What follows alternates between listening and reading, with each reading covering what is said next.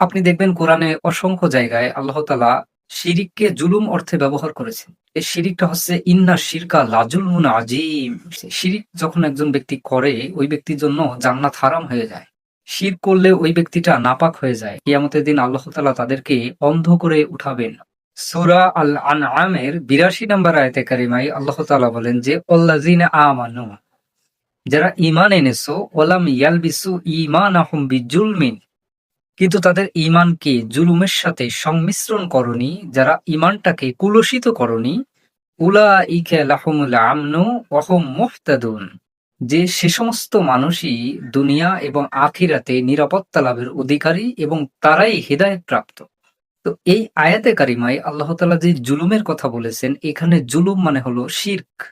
যে যারা ঈমান এনেছো কিন্তু তাদের ঈমানটাকে শিরিকের সাথে সংমিশ্রণ করনি, তারাই হলো দুনিয়া এবং আখিরাতের নিরাপত্তা লাভের অধিকারী। এই সমস্ত মানুষই মূল হেদায়েত প্রাপ্ত ব্যক্তি।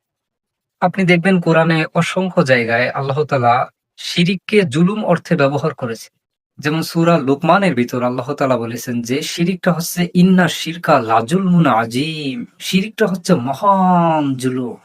আর শিরকের অসংখ্য ক্ষতিকর প্রভাব রয়েছে। শিরিক যখন একজন ব্যক্তি করে ওই ব্যক্তির জন্য জান্নাত হারাম হয়ে যায়। শিরক করলে ওই ব্যক্তিটা নাপাক হয়ে যায়। যারা শিরিক করবে, যারা জুলুম করবে, কিয়ামতের দিন আল্লাহ তাআলা তাদেরকে অন্ধ করে উঠাবেন। অন্ধ অবস্থায় তাদেরকে কিয়ামতের দিন উঠানো হবে।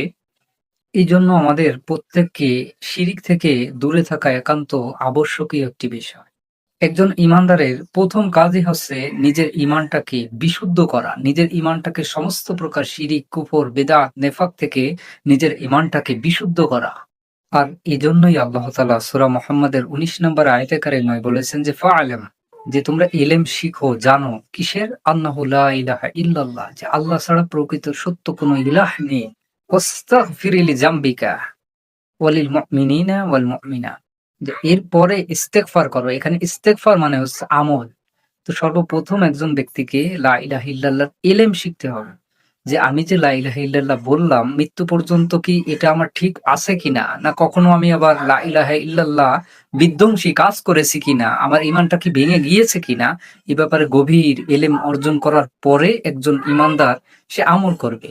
কারণ সে যদি শিরিক অবস্থায় আমল করে তো তার আমলগুলো তো ফাকাদ হাবিত আমাল, সমস্ত আমল নষ্ট হয়ে যাবে। এজন্য ইবাদত, আমল এগুলো করার আগে একজন ব্যক্তিকে ঈমানটা বিশুদ্ধ করতে হবে। বিশুদ্ধ ঈমান ছাড়া জান্নাত পাওয়া যাবে না।